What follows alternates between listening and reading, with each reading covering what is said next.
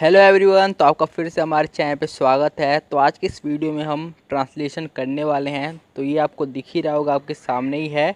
तो इसी का हम आज ट्रांसलेशन करने वाले हैं, जो कि आपके सामने दिख ही रहा है। तो इस वीडियो को लाइक कर दीजिए और हमारे चैनल को सब्सक्राइब कर दीजिए। अगर आप हमारे चैनल पर पहली बार आए हैं तो सब्सक्राइब जरूर से कर लेना। तो चलिए अपनी ट्रांसलेशन हम शुरू करते हैं।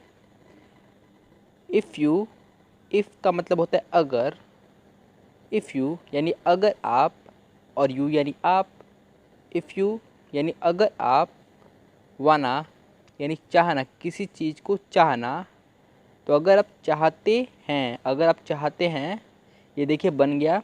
इफ़ यानी अगर, यू यानी आप, चाहना यानी चाहते हैं। ये एक वर्ब है, यानी एक काम है, helping verb. If you wanna अगर आप चाहते हैं।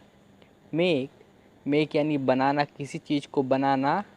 मेक यानी बनाना आलू का पराठा। तो ये एक हिंदी वर्ड है, आलू का पराठा।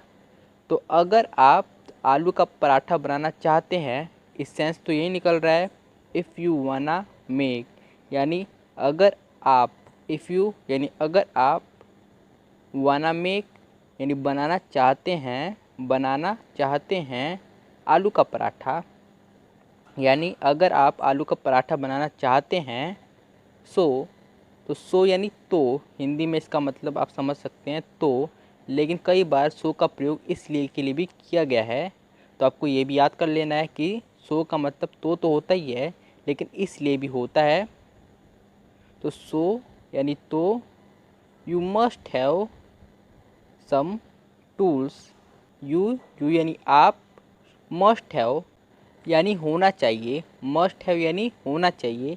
यू मस्ट हैव यानी आपके पास होना चाहिए। सम यानी कुछ। टूल्स यानी आपको पता ही होगा, जैसे स्टोव एक टूल्स हो गया। स्टोव एक टूल्स है यानी यंत्र है, तो कुछ यंत्र। एंड यानी और। इंग्रेडिएंट्स जैसे कि आलू, मसाले, ये सब इंग्रेडिएंट्स होते हैं, यानी सामग्री। आप हिंदी में से सामग्री समझ सकते हैं। तो सामग्रीज। सच एज के लिए आप प्रयोग करते हैं, जैसे कि। हिंदी में सच एज का मतलब होता है जैसे कि। पटैटो यानी आपको पता ही होगा, आलू। स्पाइसीज यानी मसाले। बर्नर आप समझ ही सकते हैं, जैसे आपके पास सिलेंडर है तो स्टोव एक बर्नर हो जाता है, जहाँ से आग निकलती है उसे आप कहते हो। और चौकी, बेलन, ये तो आपको पता ही होगा, इसकी कोई ज़रूरत नहीं आपको बताने की कि इसका मीनिंग क्या है। ये हिंदी वर्ड है। ऑयल यानी आपको पता ही होगा, तेल। ऑयल का मतलब होता है तेल। ईटीसी, तो ईटीसी आपको जहाँ पर भी दिखे इसका मतलब होता है आदि। तो आपको याद कर लेना है, आदि के लिए ईटीसी का प्रयोग किया जाता है। ईटीसी यानी आदि। You will be have to collect. You will be have to यानी करना होगा। यू यानी आप, विल बी हैव टू यानी करना होगा, आपको करना होगा। कलेक्ट यानी आपको पता ही होगा, कलेक्ट करना यानी सामग्री जुटाना। तो जुटाने को कलेक्ट करते हैं, यानी सबको ढूंढ ढूंढ के एकत्र करना, यानी एक जगह करना, उसे कलेक्शन कहते हैं, आपको पता ही होगा। You will be have to collect यानी आपको जुटाना होगा। देन यानी फिर।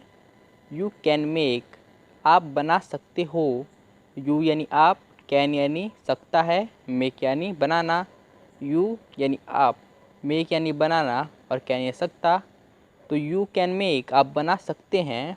इट यह, तो यह किसके लिए प्रयोग किया जा रहा है? इट का मतलब होता है यह, तो यह आलू के पराठे के लिए प्रयोग किया जा रहा है, क्योंकि हम इसमें यही सीख रहे हैं आलू का पराठा कैसे बनाया जाता है।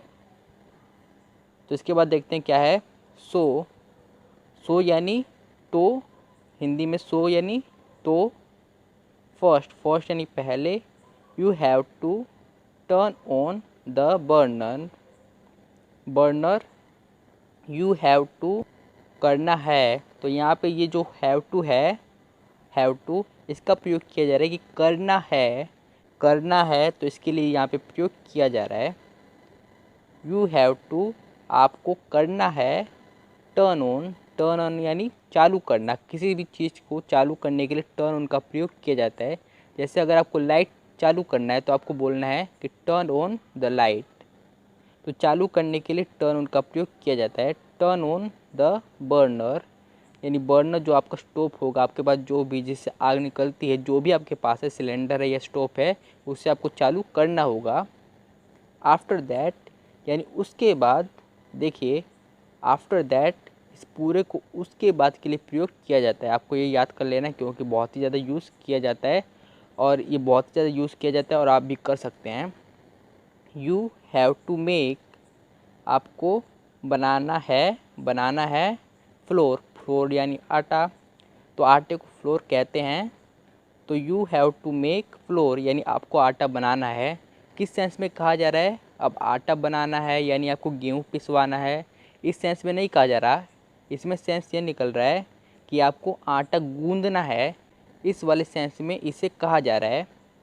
तो आप इसे ये समझिए, you have to make flour. After that, यानी उसके बाद, you have to take a piece of flour. You have to take यानी आपको लेना है, आपको लेना है। यू यानी आप, टेक यानी लेना, किसी चीज़ को लेना, और हैव टू यानी करना है, तो आपको लेना है। अब पीस यानी एक पीस, पीस यानी आपको पता ही होगा किसी चीज़ का टुकड़ा, जैसे केक का टुकड़ा। तो यहाँ पे आप टुकड़े के लिए पीस का प्रयोग कर सकते हैं कि केक का एक पीस ऑफ फ्लोर, यानी आटे का एक पीस आपको लेना है। एंड यानी और, मेक इट राउंड, और बनाना है, मेक इट यानी बनाना है यह, उसे बनाना है। सेंस में यही निकल रहा है कि उसे बनाना है। मेक इट यानी उसे, इट यानी उसे, और मेक यानी बनाना है, उसे बनाना है राउंड यानी गोल। अब जब भी आलू का पराठा बनाते हो तो उसे गोल बनाते हो रोटी को, तो वही बोला जा रहा है मेक इट राउंड, यानी उसे गोल बनाना है। बाय बेलन, बेलन के द्वारा। यहाँ पे जो बाय है इसका प्रयोग किया जाता है कि द्वारा के लिए, कि इसके द्वारा, उसके द्वारा, राम ने उसके द्वारा यह किया, तो वहाँ पे बाय लगेगा। के द्वारा के सेंस के लिए बाय लगता है। बाय बेलन यानी बेलन के द्वारा। चौकी, बेलन चौकी दोनों जुड़ा हुआ है, तो बेलन चौकी के द्वारा। आफ्टर दैट यानी उसके बाद, you have to put it on frying pan.